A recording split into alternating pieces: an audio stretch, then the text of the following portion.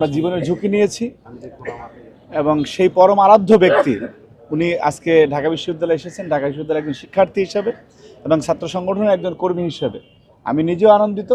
এবং আপনি দেখবেন যে উনি ইতোমধ্যে, আমরা এই দেশে অনেক সরকার প্রধান দেখেছি যে যারা রাষ্ট্রীয় আচারের কারণে সাধারণ মানুষের থেকে তাদের একটা দূরত্ব থাকে, কিন্তু 12 ফেব্রুয়ারি নির্বাচনের পরে উনি শপথ গ্রহণের পরে ওনার আচরণে উনি সাধারণেরই একজন হয়ে গিয়েছেন। সেটি আপনি দেখবেন কোনো সময় উনি প্রথা ভেঙে যারা এই ক্যামেরার পেছনে থাকে তাদের সাথে গিয়ে উনি করমর্দন করছেন। কোনো সময় দেখা গেছে যে আপনি এবং অধিকাংশ সময় আপনি দেখবেন যে উনি রাস্তার ভিতরে সিগন্যালে পড়ে থাকেন, একজন সাধারণ মানুষ গিয়ে ওনার সাথে কথা বলে। ওনার প্রতিদিনের আচরণে সেই সাধারণ মানুষের একজন নেতা হিসেবে সেটি প্রতিফলিত হচ্ছে, যেই কারণে ঢাকা বিশ্ববিদ্যালয়ের শিক্ষার্থীদের মধ্যেও এবং ইতিমধ্যে উনি অনেক বেশি জনপ্রিয়। কারণ ঢাকা বিশ্ববিদ্যালয়ের শিক্ষার্থীরা বিবেকবান, তারা বোঝে যে কাকে গ্রহণ করা উচিত, কাকে বর্জন করা উচিত। সুতরাং আজকে ক্যাম্পাসে একটি উৎসবমুখর পরিবেশ বিরাজ করছে।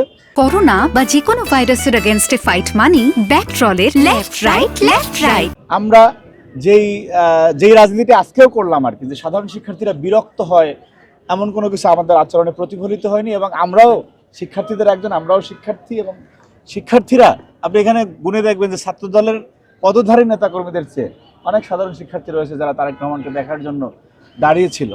সুতরাং এটি একটি জনগণের সরকারের এবং জনগণের ভালোবাসায় সিক্ত প্রধানমন্ত্রীর প্রতি মানুষের আচরণের বহিঃপ্রকাশ। আমাদের যে বাংলাদেশে এত বিশ্ববিদ্যালয়, এত শিক্ষা প্রতিষ্ঠান, কিন্তু আমরা বিশ্ব র্যাঙ্কিংয়ে একদমই নেই, যেটি মানে কোনোভাবে উল্লেখ করার মতো না। এই যে গতানুগতিক যে আমাদের বিভিন্ন ধারা, এগুলি আমাদের আসলে পরিবর্তন করতে হবে। যে সাবজেক্ট ভিত্তিক আপনি দেখবেন যে একজন পদার্থবিজ্ঞানের স্টুডেন্ট, পদার্থবিজ্ঞানে উনি অনার্স মাস্টার্স করেছেন কিন্তু বাংলা পড়ান। আবার দেখা গেছে যে বাংলায় স্নাতকোত্তর করা তিনি ইংরেজি পড়াচ্ছেন। অর্থাৎ বাংলাদেশে যে সাবজেক্ট বেসড, পলিসি বেসড আমাদের পড়ালেখাটা এরকম হচ্ছে না। এবং বিশ্ববিদ্যালয়গুলিতে দেখবেন যে শুধুমাত্র ডিগ্রি নেয়ার যে আমাদের একটি মানসিকতা, সেই জায়গায় একটি গবেষণালব্ধ চিন্তাভাবনা করা যে এবং কারিগরি চিন্তাভাবনা করা, যে পৃথিবীর উন্নত দেশগুলিতে, যে আমি সাম্প্রতিক সময় চীন থেকে আসলাম, আপনি উন্নত দেশগুলিতে যে কারিগরি শিক্ষার বিষয়টা থাকে সেইটি আমাদের দেশে প্রচণ্ড রকম অনুপস্থিত। আমরা আসলে আপনারা যত কথা বলেন, আমরা যত কথা বলি না কেন, আমাদের তো একটা জায়গা থেকে পরিবর্তন করতে হবে এবং একটা জায়গায় গিয়ে সেই সূচনাটা করতে হবে। আমার মনে হয় তারেক রহমান তার আচরণের মাধ্যমে সেই সূচনাটা করেছেন। এবং আমাদের যে নাগরিক হিসাবে নৈতিক দায়িত্ব এবং প্রত্যেকটা প্রফেশনালিজমের জায়গা থেকে যে আমাদের যে দায়িত্ব, সেই জায়গাটা আমরাও যদি থাকি, আমরা যদি যার যার জায়গা থেকে প্রত্যেকের জবাবদিহিতা স্পষ্ট করি যে আমি ছাত্রনেতা হিসাবে আমার কোনটা করা উচিত, কোনটা বর্জন করা উচিত, সেটি কেন করলাম না, আপনারা যদি প্রশ্ন করেন, আপনার নিজের জায়গায়ও যে একটি দায়িত্বের বিষয় রয়েছে, বস্তুনিষ্ঠতা রয়েছে, সেটি যদি আপনি সাংবাদিক হিসাবে মেনটেন করেন, এবং প্রত্যেকটা জায়গায় বিশ্ববিদ্যালয়ের শিক্ষকরা যে অসুস্থ রাজনৈতিক প্রতিযোগিতায় অংশগ্রহণ করবে না, তাহলে শিক্ষা কার্যক্রমটা বায়াস্ট হয়ে যাচ্ছে। আপনি বিশ্ববিদ্যালয়ের, এবং আমরা দেখেছি হাসিনার সময় যে পুলিশে চাকরি করে কিন্তু রাজনৈতিক স্টাইলে বক্তব্য দেয়, বিশ্ববিদ্যালয়ের শিক্ষক রাজনৈতিক স্টাইলে বক্তব্য দেয়। অর্থাৎ প্রফেশনালিজম এখানে প্রচণ্ড রকম অনুপস্থিত ছিল।